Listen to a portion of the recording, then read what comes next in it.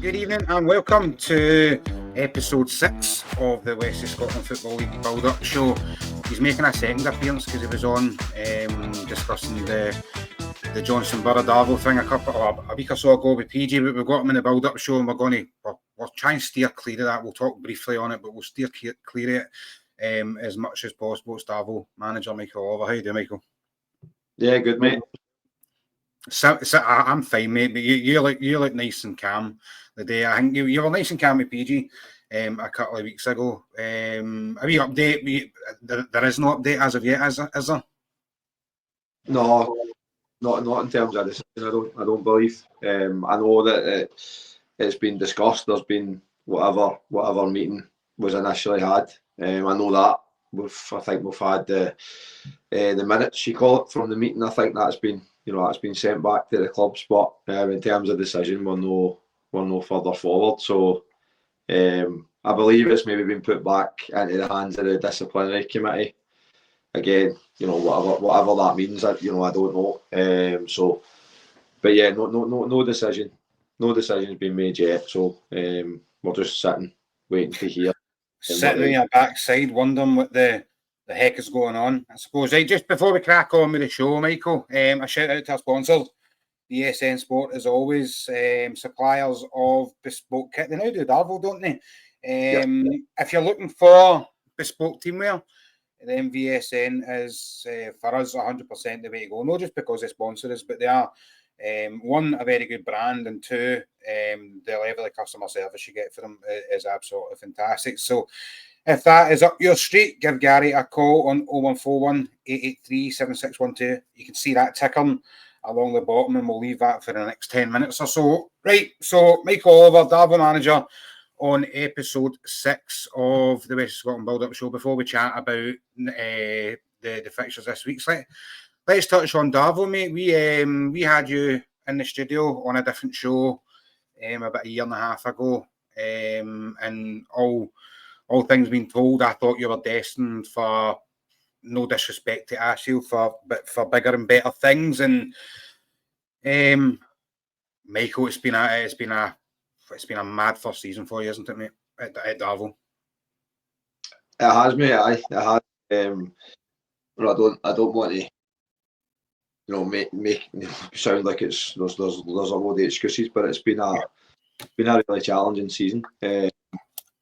For more, in more ways than one, should we say? It's not just on the pitch. There's been a lot, a hell of a lot of stuff going on behind the scenes, which the people from the outside looking in won't see or won't be aware of. And or they'll make their own minds up in what's happening behind the scenes at Darvel, especially at the beginning of the season where you've went in and it's looked on paper, it's a massive job, right? It's looked on paper a right good job for you, Michael, having had two successful seasons at Ashfield, wasn't it? It was 2 seasons, and it's a job that's come up for you, and it's been a right good job, and quite quickly things have not taken a turn for the worse, but obviously the resignation, I don't know the full ins and outs of that, of the club chairman, John. There was rumours that money had been taken away for the club, and that made your job a bit harder as well. Just how do you cope with that as a manager when you're getting in and you're thinking, right, this is a right good job, we've got a bit of finances behind us, we can maybe go and do this and do that, and ultimately it's no taken away from you, but certainly the resources that you thought you were maybe going to have, you didn't quite have anymore. Aye, no, look, I mean, there's no that the money's not what it was, for what it was a few years ago. With John being away, but there's still, the club are, in terms of budget and stuff, the money is still decent enough. We've still got a good group, a decent enough group of players there. But we lost 13 players. Well, from when I took the job, 13 players left the club, and that wasn't just guys that were out of contract. That was players that were still under contract. Them, for example, I've just been part of the Clydebank winning, league winning team. Big Andy Leishman, Simey, Dean Cairns. These guys were all under contract when I when I took over. So on paper, the squad that I was inheriting was a very, very good one.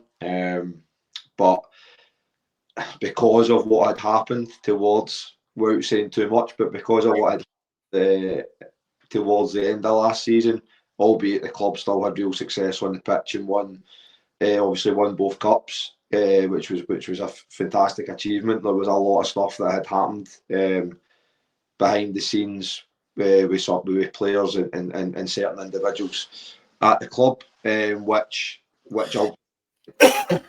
obviously what happened with the previous manager as well. All the things.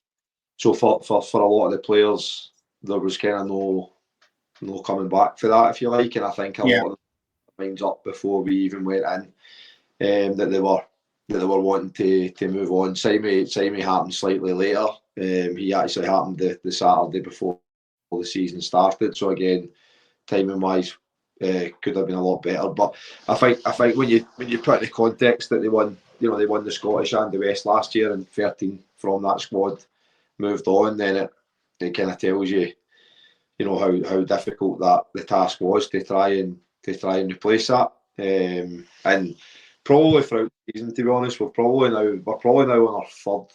I feel we're on like a third squad of players. It's just been a constant turnover. Players have came in at the start, didn't work out. We were very rushed in terms of recruitment as well.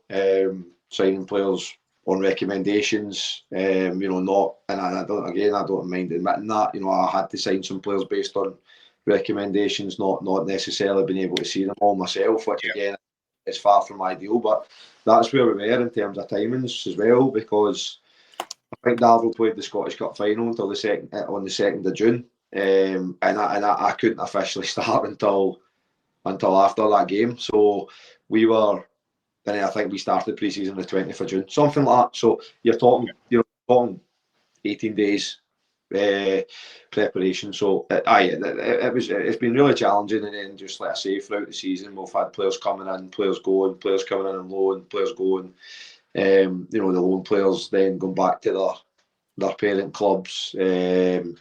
Not because we wanted them to, because they did so well for us that they were called back again, which then leaves us short. So, listen, it's been a really challenging season, both on and off the pitch.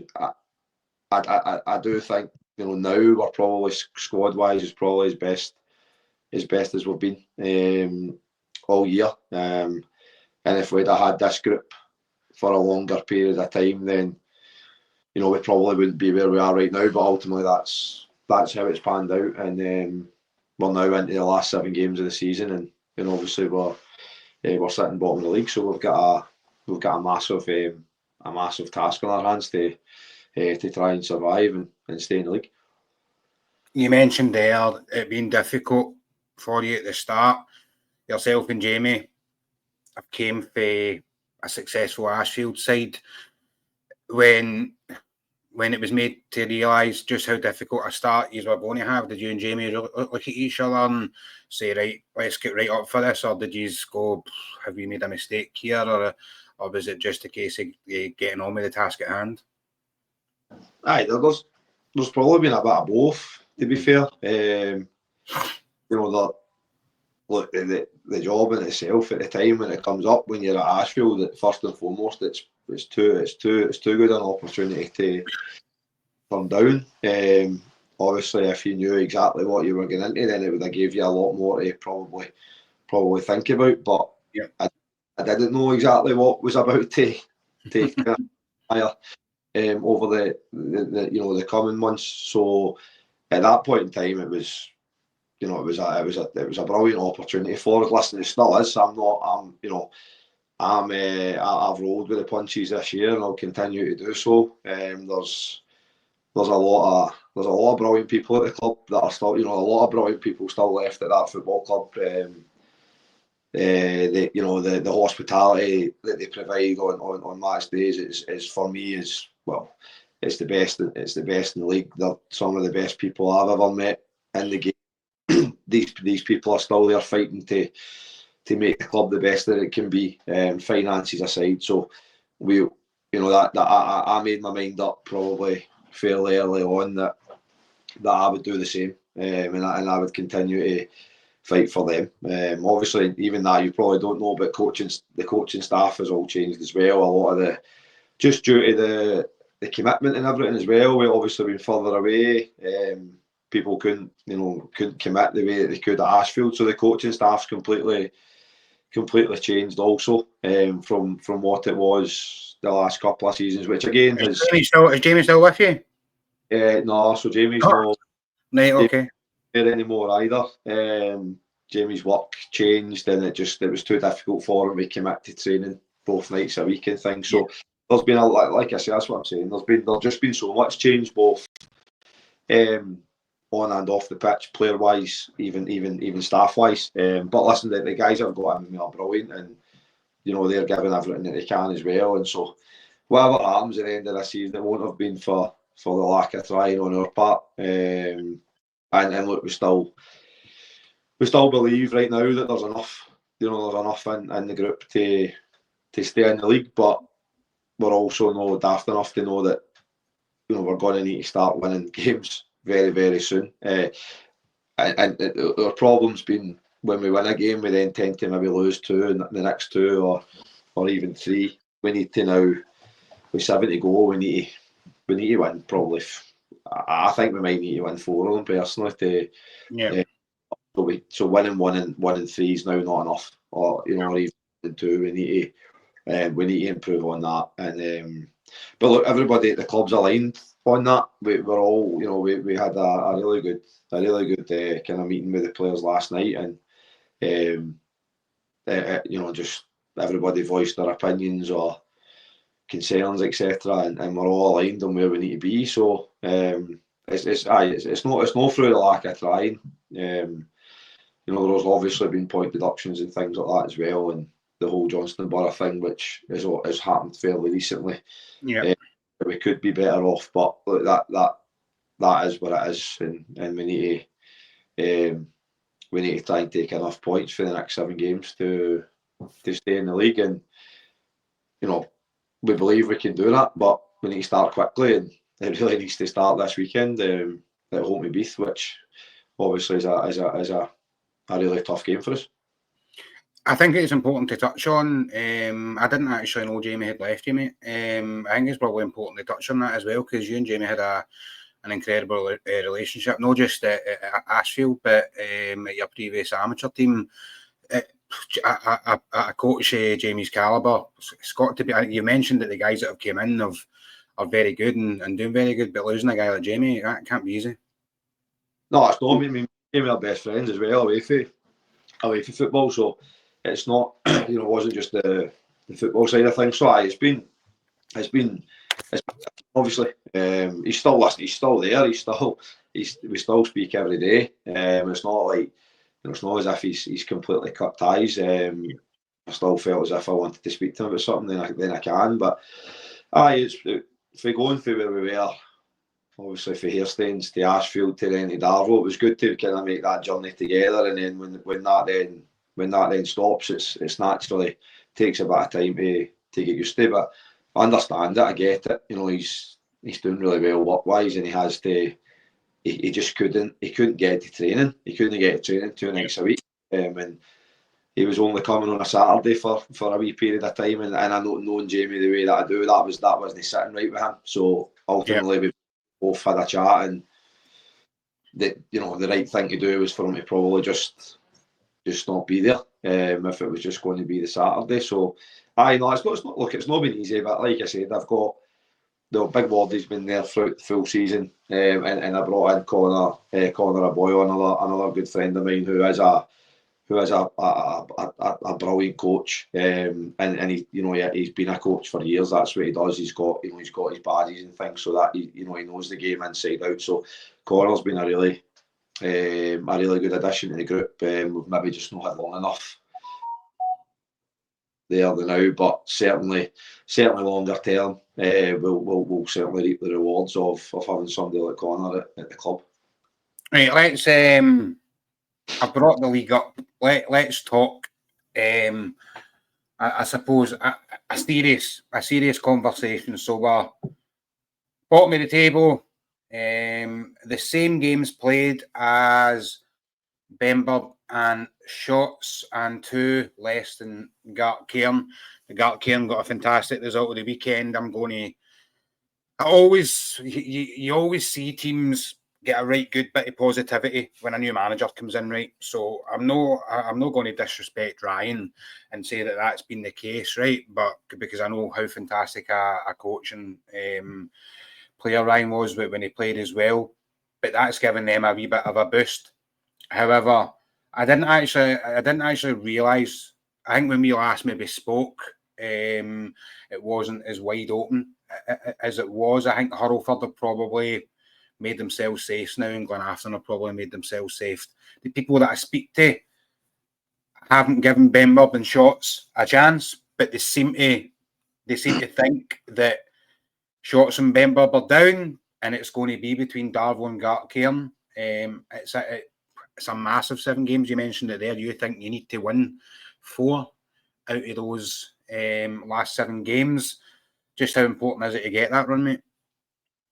Well, if we don't, the likelihood is we'll be down. You know, in recent weeks, results have been going our way in terms of, you know, Shotts have picked up some draws, but they've not. You know, they've been through a really good, you know, wee spell where they did win a couple, but you know, in recent weeks they've still been able to pick off some draws, which adds points to the board.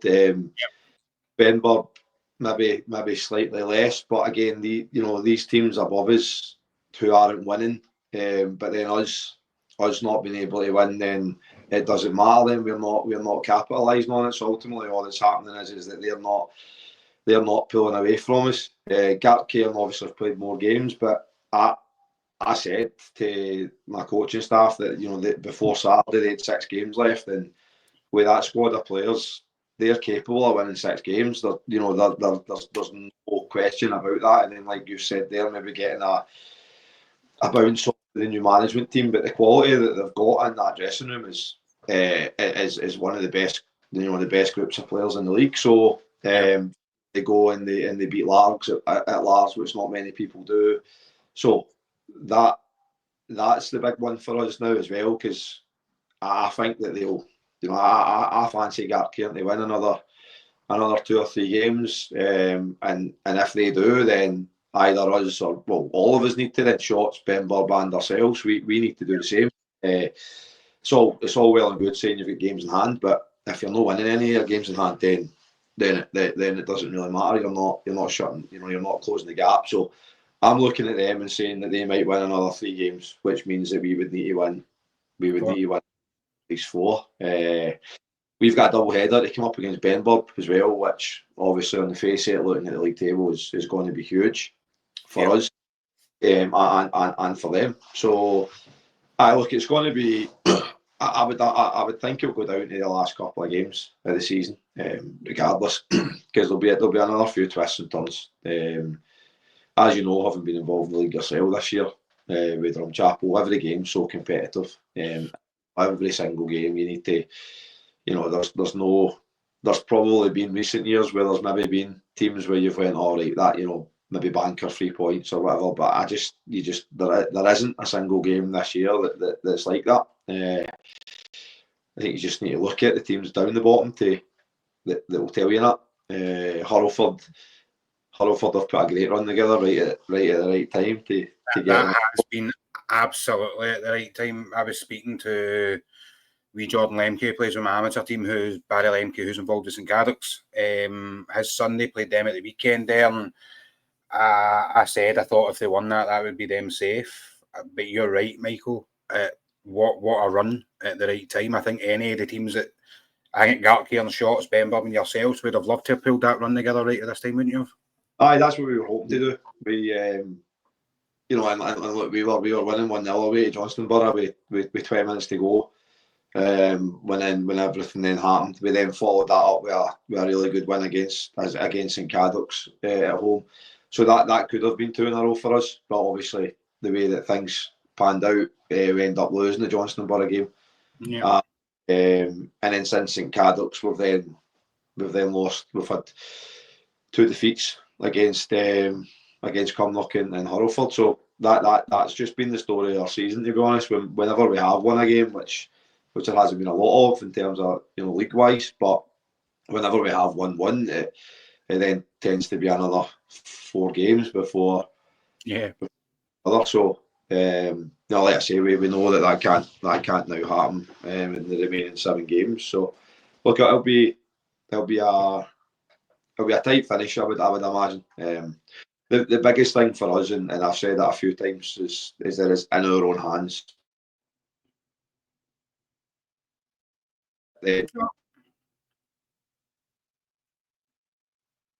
For much more, so it's in our hands right now, and we just need to keep plugging away, and hopefully the results will start to turn at the right time of the season. We've been bottom of the league for the majority of the season, but if come 10th for May we're 4th bottom, then I don't really care. It's not where I wanted to be. It's not where anybody wanted to be. But ultimately, that's where the season has put us. So if we can be sitting in 13th place at full time whistle on the 10th of May, then I'll be a happy guy. Job done. Yep. You've still got a tremendous head of hair in place as well. Don't know how. I certainly don't know how it's not started changing colour this year, but there's all time for that early next month, I suppose. Well, listen, I mean, from us looking in as fans of the West of Scotland and media guys who cover it, it makes for good talk for us. Not so much good talk for you guys, but I do wish you all the best, mate. I've said that to you before. I predicted on the show that I did think it would be Shotts, Benburb and Gartcairn that would go down. I did say it'd probably be between Gartcairn and yourselves for that last spot, and it is kind of looking like, and I don't mean any disrespect to John at Shotts or the boys at Benburb. It's just an opinion, and I wish you all the best, mate. Right, let's talk about your old club, because it's tough times there at the moment, isn't it? I'm going to bring up the First Division. Last night, an absolute scalping at home against Arthurlie, mate. Do you still chat with any of the guys there? I know obviously Maxie's still there and Ewan still kicks about. Is you still get a chat with the guys there, or is it full focus on Darvel? I now and again, I'll have some messages with Ewan. But obviously now Peter, the new manager. Peter's the gaffer there now, isn't he? 20s manager while I was there, so I've got a decent relationship with Peter. So me and Peter talk fairly regularly. I'm pleased for him to get the opportunity there. It's maybe something they could have did, to be fair, in the summer. Peter did a really, some really good work with under 20s. We had them up a lot. We had a lot of them in the squads regularly, and some of them making first team appearances and doing really well for us. So look, I think it's a similar situation to what I went into ultimately at Darvel. When a manager leaves, sometimes if players are out of contract, then they may well look to move on, and that's what ultimately happened there when we left. The majority of the players moved on and went to other clubs, and a lot of them are doing well at their respective clubs this year. There's a few of them went to Ashfield. Bobby Barr went to Forneywood. Some of them went to St Rocks. So a lot of them have went and did well where they've went. But we had a really good group of players there. We built a good group over the 2 seasons we were there, and I think if we were there this year, I think we would have took them. We would have took them back up into the top league. I think, like I say, you just need to look at the players that have went to other clubs and how well those teams are all doing. At least Stormwoods and St Rocks, for example. So, those players, they're good players. And Peter's got a big job there now, but I spoke to him, and it was like they're obviously relegated already, so it's just like I'm planning and preparing for the second division, which should be a little bit easier for them. Just regards to budgets and things like that, because there's a lot of teams in the first division that spend decent money in comparison to what Ashfield spent. So going back down to the second division is probably a good starting point for Peter and the guys there. And one thing they're used to doing is working with young players. So I'm sure they'll continue to do that, and they'll utilise the under-20s well, because they know them better than anybody, and hopefully they can add a few experienced heads as well, and consolidate a wee bit next year, and make sure that they're competitive in that division, and not down the wrong end yet. Have a season where they can consolidate and then maybe look to then push towards the top end the following season. But certainly knowing Peter the way that I do, and the other guys, Pierce and Jake and guys like that, they're all very, very hard working. So they'll give it their all to make as good a job as they can. I don't have any doubt about that, and I hope it works out for them, and for guys like Maxie and Ewan and all the other people that are still involved at the club. Aye. I think for obviously having a slight soft spot for them, Maxie gave me my kind of first opportunity doing wee bits of media at Ashfield, so I always kind of keep an eye on. I think when you've played 25 games and only won one, it's soul destroying looking at that. And Maxie has given his all to the club, and still is giving his all to the club. You can see that by the bits of charity stuff that he's doing, and obviously he's taking the reins when the other gaffer chucked it.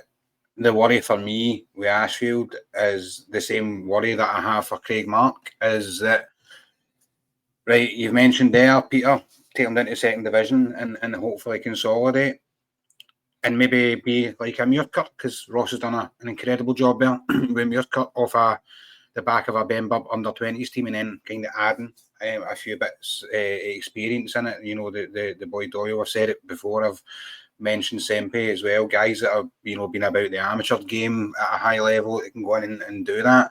Is that something that you think Peter will be able to utilise? Because I know Peter's been mainly a 20s guy. Is he going to be able to? Is he going to maybe come to you for a bit of scope? Maybe get a lone player that's maybe not playing for you. Is that something that you guys have, that sort of relationship?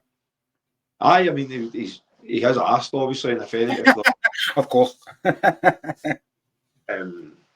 Obviously financially and things like that, because normally when people go on loan, players go on loan, then the club going to need to cover the wages or cover the majority of the wages. But if there was other players there that we could, well, I would rather sometimes, like under 20s, for example, who are doing exceptionally well at that level, but are maybe not quite ready to play in the Premier League at our level. I think it's a good idea for those types of boys to go out and maybe start, in the second division, where it's a bit more rough and ready, and they can get, they can experience the physical side of it. We did that at Ashfield when we had a few boys that were really pushing for the first team, but maybe just not quite ready. Tried to get them loaned out and get a full year under the belt. We've done it this year at Darvel as well. A few of the boys that came up for the 20s, but maybe for example, there's one boy, Jack Duncan, who went out on loan to Bonneton for 4 or 5 months, and it was always a plan to be short term, and then we've brought him back, and he's done great since he came back. But I think he needed that 4 or 5 months to be going out playing against men and experiencing that, instead of just playing at under 20 level. So I think for Peter, the amateur market is definitely one that's worth tapping into. The guys don't get paid money. That's what we did. I don't know if you remember, but when we went to Ashfield, I pretty much brought my full Hairstains team. I think I brought 12 players with me from amateur. So these guys that came for playing, don't get me wrong, we're playing in the top amateur league, which is a good standard, but they came from there to Ashfield. We'd kept the likes of Sean Docherty, Chris Calder, the guys like that who spent that full season with us, and then we added the likes of 2 or 3 bits of experience like Bobby Barr, and we added David Ledbetter as well that year. So, but the majority of that squad was made up of amateur players, and we obviously, we went on and finished second in the league and got promoted. And again, the majority of the boys then came up with us to the first division. So it can be done. It takes a lot of hard work, obviously, on the training pitch and things like that as well. That's one thing I would say. You need to put even more kind of time and effort into players maybe of that level. Without sounding disrespectful, but you need to work at it a little bit more to get your message across. And we did that. The boys would tell you that we worked them really hard. To be fair to you, Mick, you were there or thereabouts the whole season. It was just, maybe the last sort of 6 or 7 games. I don't know what it was we used. A part I would maybe use. It's maybe just looked like it's been a long season, and I think everybody will tell you we now know that first division is probably the hardest league to get out of in sort of senior football. But you guys did fantastically well. Last year we still did back-to-back promotions. That is one thing that still frustrates me to this day. Yeah. It disappoints me because the teams that went up, obviously Drumchapel, yourselves at Johnston Borough, spending a lot more money than we were at Ashfield. Shots was one, but again, look, I can't. John does incredible work there. He's doing it again this year in the top league, making them really competitive, really difficult team to play against. Always, you need to work hard for everything. So he managed to get shots out of Division 1. Johnston Borough came with a late run, but let's be honest, they should always have been in the top 3 anyway. With the players that they had in that league. So I know we went into the last. I think we went into the last 4 or 5 games, and it was still in our own hands. And we just had a really poor end to the season, which will always bug me because I'd have loved it. I'd back-to-back promotions, especially with that group of players. Because, like I say, it really was the majority of the group that got us out of Division 2. The majority of them were still there to get us out of Division 1. Again, having added another few players in the summer, like the likes of Sean Slavin and Lance. We signed Blair Lockhead. We changed the goalkeeper. Signed another few as well. But it was that was something that I'd loved to have did, and for a long part of that season, we felt that we were going to achieve it. We just you're probably right. We just ran out of legs a wee bit at the at the end of the season, and ultimately it cost us promotion. So it was a gutter, to be honest. But yeah, I think pitter patter's probably the right word. No disrespectfully, I just think that you could see it in the game against us. I know it was a quite competitive game the first sort of 30-40 minutes. I remember it being really competitive and saying to myself, you think Ashfield may be able to get a result, and then did we go on and win it 3-0, I think, maybe. I know I think it was 2-0, but it was a comfortable 2-0. But that was probably a night where I thought, right, well, in terms of personnel and things like that, we're quite some way off the likes of Drumchapel. We knew we were. Yeah. Johnston Borough, albeit we were unlucky both games against Johnston Borough not to, the first game we were winning 3-1, getting into injury time, and they came back and drew 3 each against us. That was one that always sticks in my mind, because it was, I think. I mean, I've actually got by Jason Naismith at Darvel now, but I remember it was such a blatant handball. We were actually breaking on them to go and make it 4-2, and I'm sure we were slipping the ball to Bobby Barr, who was going through 1-on-1, and Big Nazy just stuck his hand out, blocked it. And obviously at that level you don't have linos and stuff, so the ref's not seen it, he's no gave it, and they then transitioned up the pitch and equalised, and it was like the 95th minute or something. So that was a hard one to take, but there was other results within that season which caused, which hurt us more than the games. In Johnston Borough, there was teams that we let ourselves down against, and particularly towards the end of the season, we had some really, we had some really, really poor results, which cost us. the one I think that sticks in my mind, and you'll be able to correct me if I'm wrong, I think he's went to Blantyre and got scudded off of them, didn't he? Blantyre beat 3-0 or something, aye. It was a pure unexpected, like, because Blantyre were sitting by, they weren't even there or thereabouts. It almost looked like on paper you should have been going and getting 3 points for that one, and I remember going, wow.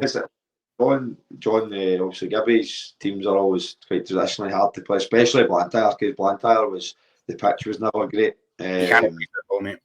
Aye, we did. We went there. I think it was a Wednesday night towards the end of the season, but it was still, still well on our grasp at that point. They beat us 3-0, and then I think on that Saturday we then went to Thorneywood as well, and they beat us 2-1 or something like that. So we end up losing. I think it was our last 4 games. I don't think we won any of our last 4. But by the time we went into the last game of the season, it was done anyway. But the 3 games previous to that, we didn't win any of them, and that was what cost us in the end up. Ultimately, mate, that's life, and you're at Darvel now, innit? And it's a different kind of battle. Right, let's look at the fixtures, because ultimately that's what we're here for. We'll jump into quickly, other medal 3. St Roch's 2 last night. Jamie doing a great wee job at other medal, isn't he? Aye, since he's went in there, he's had a good reaction. I'm not surprised. Jamie's obviously came through, being at Johnstonborough and did a good job. Probably counts his a wee bit unfortunate to be moved on last year. Yeah, he was, because I think, certainly from my point of view, I always felt that wee run of form was always going to come.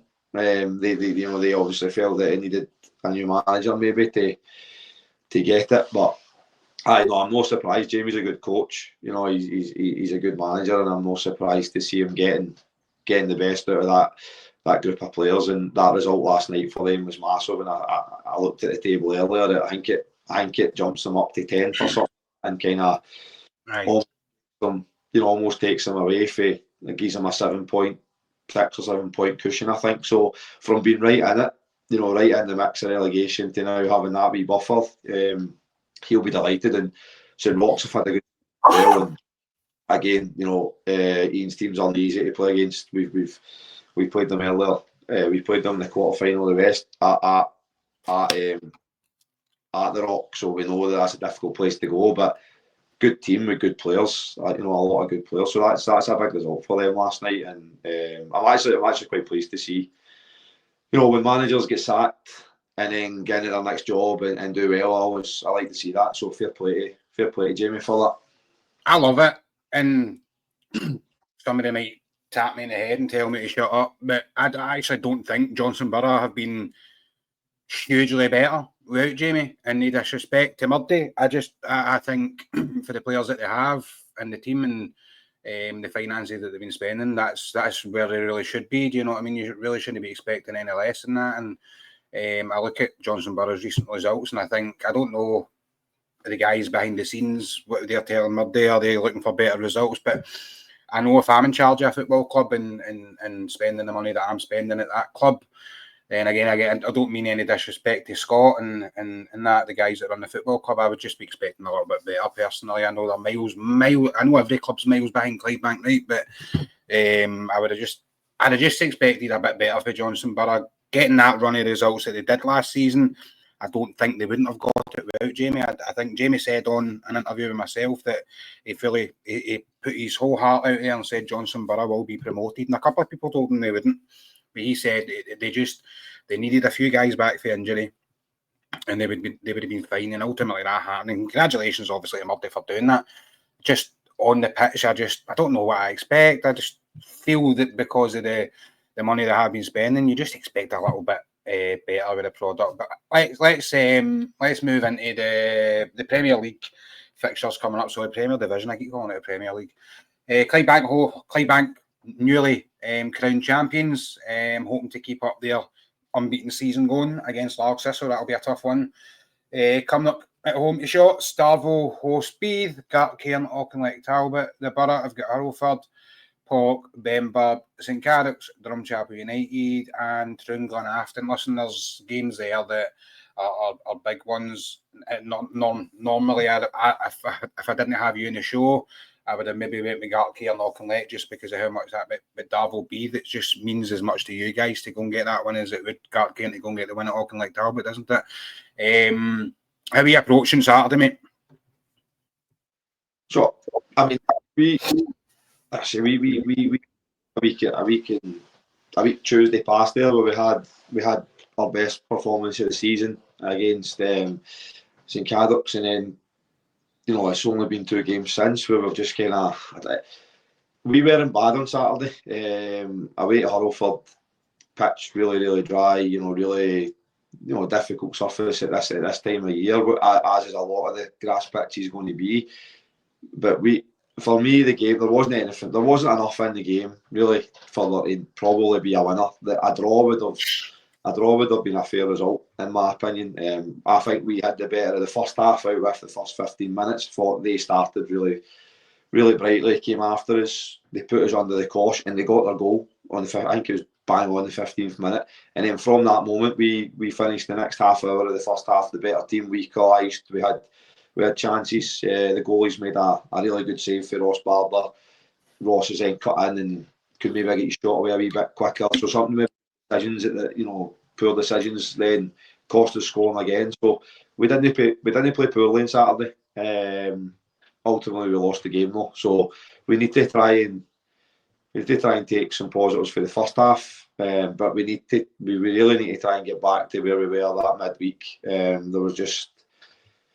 We probably had everything that we would look for, and I would look for in my team. We were, we played some good football. We passed the ball. We played with a purpose. We were aggressive, in and out of possession. We pressed St Cadoc's really aggressively. We won the ball back. We forced them into errors, and just felt that we were on the front foot all night. And we need to try and get back to that, because when we play like that, we're a decent team and we've got good players, so we need to try and be more on the front foot. We can't let Beath come and dictate the game and have us on the back foot and have us penned in. We need to be trying to take the game to them, and we should be, by the way, because we're the team that's scrapping and fighting for our lives. Beath ultimately don't necessarily have anything to play for, but they have just obviously announced the new manager, and Sean Dillon goes in there and probably has a lot of the respect for the current group, and may well now keep a lot of that current group next year as well, because he was obviously part of the management team that won the double with Straney. So, we need to make the game. The game needs to mean enough to us, and that's what we tried to say to the players last night, is that they need to understand how serious it is and the severity of the situation, and it needs to start now. So we'll prepare tomorrow night as we normally would for anybody. We'll give Beef full respect, and we'll have a plan as to how we want to go and try and beat them. And look, like I say, if we turn up and play to the levels that I know that group of players can get to, then we're a difficult team to play against as well. So hopefully we can produce that type of form on Saturday. Look at that, you mentioned there that Beath, no disrespect to Straney and the guys that are there. Sean Dillon's got Beath in the interim, hasn't he? Have they made him permanent? He's now been made permanent. Yeah. Right. So again, that probably helps his cause. It probably helps the players as well, because any sort of uncertainty in there, players that are out of contract, at least now that they'll know, that Sean's going to be there next year. It probably tells me that there was some discussions with players as well, and players were maybe on the way out, where a new management team going to come in, but perhaps if Sean gets the job, then they'll stay. That's just me looking for them, and that can only be a good thing for them, because all right, they've not hit the heights that they hit the last couple of years, but they've still got a brilliant group of players in there, and they're a really good side. So we did well away to Beefell in season. We drew 0-0. We also played them in Fry's testimonial pre-season, which wasn't really played as a pre-season friendly, and we won the game 3-1. So we've done fairly well against Beef so far this year. So again, hopefully they can take a bit of belief from that. The start of the game on Saturday will tell us a lot. We need to be at it, and we need to start the game on the front foot, and not start the way that we've started the coming up game in the Hurlford game. And if I can see that in the opening period of the game, then then hopefully we can try and carry on throughout and take 3 points, because it really is at that point now where every game for us is a must win. It's set up to be a right good game. That is at Recreation Park, isn't it? 2 o'clock kick-off. As usual, if you're in the local area to Darvel, or even just out with Darvel, and you want to take a wee game of football, that's definitely a shout. Right, let's dive into this first division, the best division in all the country. Apparently, it's the hardest division to get out of.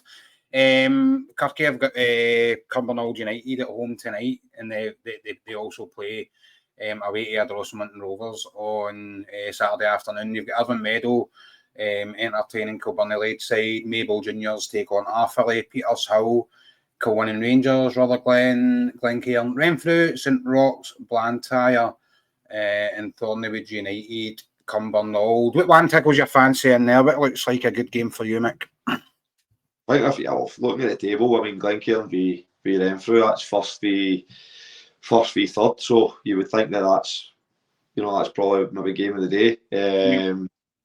Renfrew, obviously. By the way, what a job Jimmy's done there. Incredible job. Got a lot of time for it. Renfrew is a club and all, a brilliant club, brilliant people. Anytime we've went there, just so welcoming. Brilliant people. So I'm delighted to see Jimmy doing so well this year, because we obviously came up together from the second division. Renfrew won the league. We finished second, and Renfrew last year had a tougher season in the first division and managed to stay up, whereas we were maybe more up the top end of the season. But to see them now go and look, there's no reason why they aren't going to get promoted, and that really would be a phenomenal achievement. To go from the second division to the top league in the space of 3 seasons. So I would like to see them go and finish the job off, but it'll not be easy again, because Glencairn, another guy I really like and got a lot of time for, wee Joe in there. He's got the aim, so competitive as well. We played them in the Scottish Cup earlier this season. We beat them 1-0, but they're a right good side, really well organised, well drilled, well coached. So that'll be an interesting game. That will, because there might be teams there hoping that Renfrew don't win it, because it looks like they've got everybody's got games in hand over Renfrew. So, but I would say, just looking at the table, that would be the one that I would be looking at. Obviously, from a Rob Roy point of view, Rob Roy are my local club, and they're fighting for their lives similar to ourselves. I know they've got a game tonight. I'm actually going to go and take that game in tonight, but that's massive for them on Saturday as well. They'll be looking to win tonight and then go to Ardrossan Saturday with a bit of confidence to try and get themselves clear of relegation. It wouldn't be nice for the club to go down on their homecoming season after all the. Definitely wouldn't. I was going to say that, because it is really. By the way, when I was speaking to Jamie McKim, I think we did Jamie the second show, and we were talking about Kilbirnie, and I'm like, I think Kilbirnie are probably going to be safe. And then talking about Valley Clyde, and I'm like, I think Valley Clyde are going to be safe. And then I've got Jamie on the show, and I'm like, Irvine Meadow are going to be safe. And then now looking there, and I'm going, none of them are going to be safe. Do you know what I mean? I think Irvine Meadow, with the couple of games in hand that they still have over the likes of Valley Clyde and Ardrossan Rovers, who both sit right in between, or either side of them. Irvine Meadow are sandwiched in between the two of them, 9th and 11th. But I'm now starting to think, by the way, Kilbirnie haven't had an overly bad season, but they really do find themselves down there, don't they? And Maybell getting that result last week against who were top of the table at that point, Kilwinning Rangers, that just goes to show you how difficult this league is and how massive a result that they've got over Kilwinning has become, because it's propelled them 4 points ahead of Kirky Rob Roy and left them in a wee bit of danger, isn't it? We played Maybell pre-season, and they're a good team, but I think there's been a lot of change there. I think what I've heard, I know that we Rab Love and guys like that moved on. I think they all went to Whitlets, and then in turn maybe some players moved on as well. I think there was a point in time where they were really low in numbers and struggling for players. So that maybe explains why they're down where they are. But no, I didn't realise Kilbirnie where they were now. To be honest, I'm looking at the table now. So Rob Roy and Mabel, obviously Kilbirnie have got games in hand. I think it would be a travesty if they went down, but I think that would be a travesty if Kilbirnie laid side were to go down to the second division. You notoriously a West Super Prem team. Obviously, maybe not been so lucky in recent years, but I do think that would be it would be a travesty. Let's jump into the second division, Mick. We have a sort of four-way. I'd say it's a four-way battle for the promotion. I think if you're for the champions, but when you take a look at the sort of top four of that, it's a bit mad. Let's quickly delve into the fixtures. We've got Canberra Rangers taking on Larkcall, fourth host Belthill, Kilsyth Rangers, Bonnet Thistle, Les Mahego, Craig Mark, Maryhill, Neilston, Muircup, Caledonian Locomotive, St Anthony's Lanark, and Whitlets Victoria. Quite a spread of games there, which doesn't overly detriment positions, but you're looking, let's pick, you're looking at Neilson having to go to Maryhill, who just beat Muircup 3-1 last week. You've got Muircup on the tail end of a really poor result, entertaining Cali Locos. You've got Lanark United having to go to the Ants, and you've got Whitlets at home to Yoker. You're looking at the top four of that, Mick, and you can't really call it now, can you? I know Muircup have got those games in hand, but they lost last week against Maryhill, who do 6-6. They're a decent side, aren't they? Where do you think that one's going to go? Well, I know a really good season. Again, they got to the quarterfinals of the West. Yeah, I think they off Talbot, didn't they?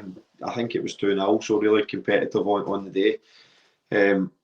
I know quite a lot about Whitlets. We've got they signed a player for us for there. We played them in pre-season as well. I had the ex-manager Mick McCann, who's no longer there, but a good side. They've got, in my opinion, they've got some players that aren't second division players. The striker Jordan Boyd could play in the top league all day long for me.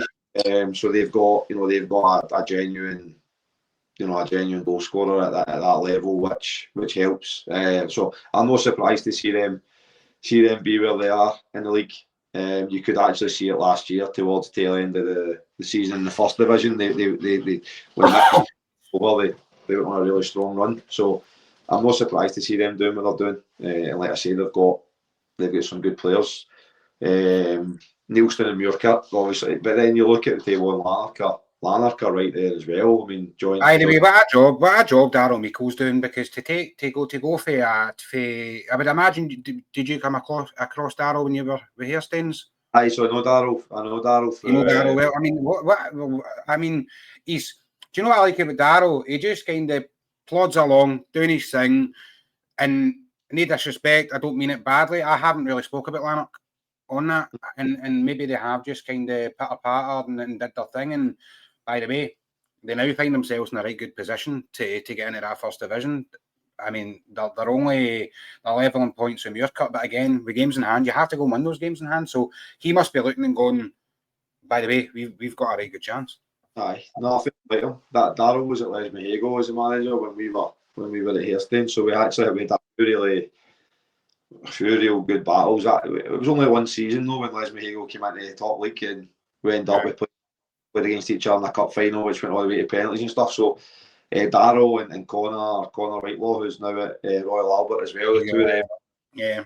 I came up against Connor quite a few times when Les Mahego were in the Sunday League. They're great boys, and I'm glad to see they're kind of made that step into the west of Scotland, which would have probably been natural progression. Obviously, Darryl and Connor are still good friends, but Darryl's got you on it, mate. Darryl's heading into the first division. He's obviously looking for favours for Muircup to drop points, but they're bang they're absolutely right there with a shout, which I'm sure he'll be delighted with. So probably any three for that top four. Looking at the table, we'll go up with Mary Hill, by the way. If I like with Mark, I got on well with Mark, and he's done well. He's had a good season. He's had them competitive, and hopefully maybe looking at next year, then he can have Mary Hill trying to get into that top three, get up to the first division. Because again, another guy that I know, puts his heart and soul into this. So it would be excellent to see guys like that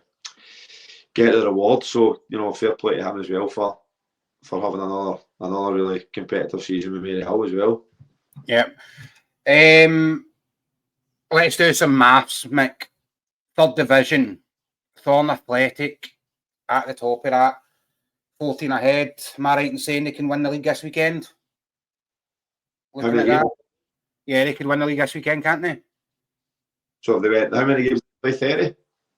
We play 30. If they win it this weekend, that would make it impossible because they're 14 points ahead of Kilsyth. They would win them the league. Yeah. I say it all the time because I do a wee bit of social media for them, for their graphics and that. That is an incredible achievement. That's a double promotion, essentially, from a team that's in a catchment area with Johnson Borough, Glenvale, and other junior teams around about them. What a job! Especially because, do you know why I say it's? I always get quite excited with them. Do you know why I say it's such a good job? Because they changed managers about 270 times and still seem to do the same thing. It's almost like their academy is just rolling out absolute ballers, and they're doing incredibly well in this league.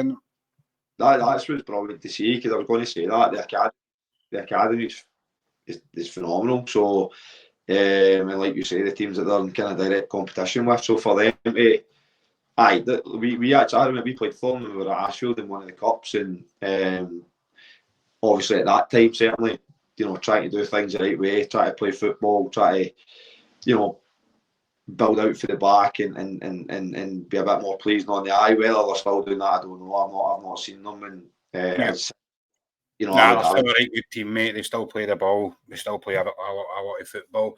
The fixtures are dear: Glasgow United, Dalry, 3, Finnart, Glenvale, Glasgow Perthshire, Greenock Juniors, excuse me, Lugar Boswell against Girvan, Thorn against Kilsyth, which is 100% a game of the day.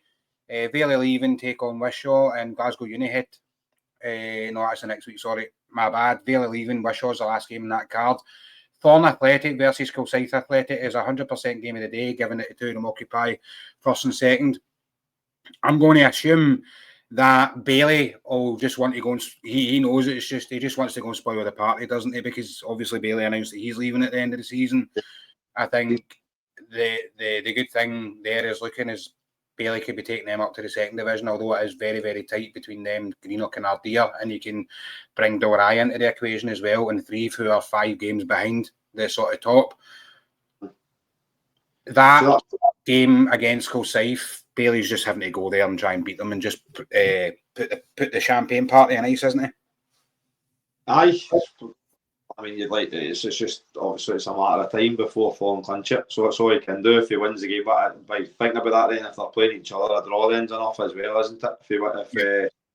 If Thorn win, no, well, because if Greenock won, Greenock can get not necessarily, because Greenock have got a game in hand if Greenock win. But aye, that's all Bailey and the guys can do really, is just try and delay it, because let's say it looks like it's similar to what Clydebank was in our league. It's a matter of time before they clinch the league. So be interesting to see how that one goes.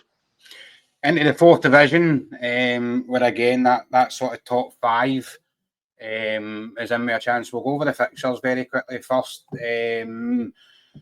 BSC entertain Knightswood, Campbelltown Port, East Kilbride, West Park, Giffnock, Saltcoats, Kellow, Carluke, Newmains, Eglinton, Rossvale, Royal Albert, and St Peter's Easterhouse. No disrespect to BSC and Campbelltown, but if you're wanting games that are going to get you 3 points, Knightswood and Port Glasgow will be rubbing their hands, won't they?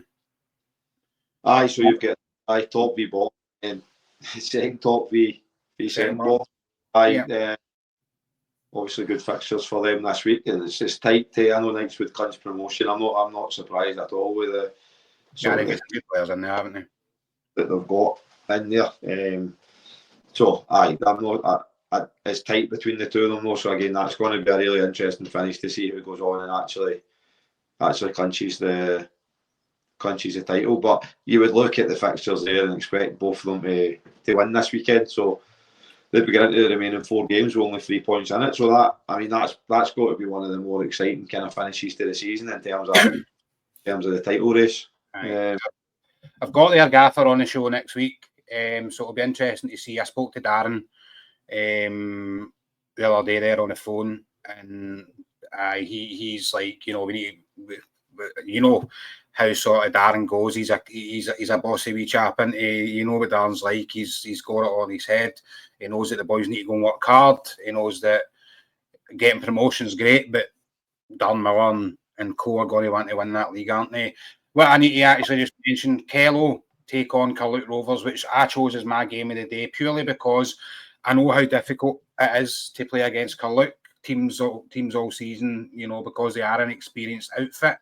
They've been in the juniors a long time. They're the only licensed club in that division.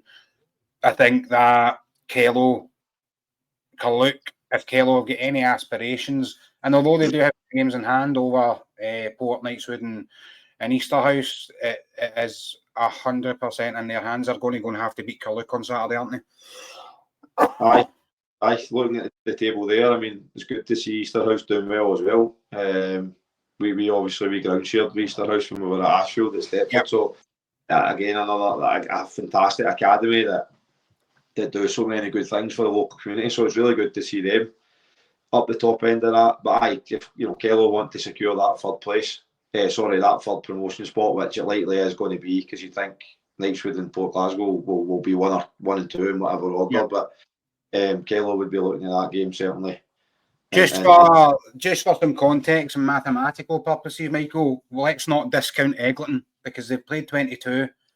They've got a game in hand over WOSFL. They've got 3 in hand over Easterhouse, but they've only played 1 less than Kello and are sitting 8 points behind them. The realism is, mathematically, we need to give Eglinton credit where it's due, first of all, but it's all looking like it's going to be Kello, and they have to kind of keep up the march and keep winning games, don't they? Aye, yeah. That's the most important thing at this stage. Listen, we've covered a lot in this show. We've just went over the hour mark, which PG will probably scalp my backside for, but listen, that doesn't matter. We're all good. And just well, first of all, to you, Michael, thanks for coming on. We've been trying to do it for a couple of weeks, and wee bits and bobs have gotten in the way. Gutted, obviously, we still don't know about the Johnson Borough situation. Where that goes, we don't know. For you, I hope you get the 3 points, mate. But we know just how these things work, but we just probably best not to say anything. And just another quick shout out to the sponsors of the show, VSN Sport. They do bespoke kitwear. You can contact them. There's a wee thing just ticking at the bottom there. If you're looking for bespoke kit for your club, then contact Gary. Gary visits a lot of West of Scotland grounds, takes a lot of West of Scotland games in. Very noticeable guy, big beard, wears a VSN jacket. You can call him 0141 883 7612. For now, Michael, thanks very much for coming on, mate, and I wish you all the best for the weekend and the rest of the season. It'll be an interesting viewing over the next 4 or 5 weeks, won't it? Aye. But it will be for you guys floating in. But aye. Well, listen.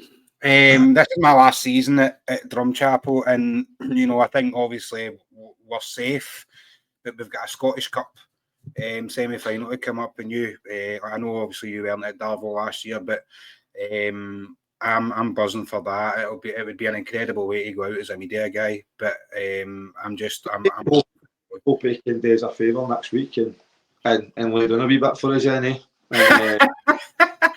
You know what you like, mate. You'll know that. Listen, if I've not interviewed him yet. I was supposed to interview him last night, but I was busy. And I think anybody who was at the Port Drumchapel game, they were treated to an absolute spectacle. But I don't know Hope's thoughts on it. Me, as a guy looking on, it was just one of those games that it was never going to be us. I was absolutely miffed that we managed to score 3 goals with 10 men on the park. And I think if you're Maxi, you're delighted to get the win, but you're ultimately a bit bewildered how you managed to concede 3 goals when you're playing against 10 men. But it wasn't a game for the faint of heart. But again, Michael, listen, thanks very much for coming on, mate, and we'll have a show again at some point.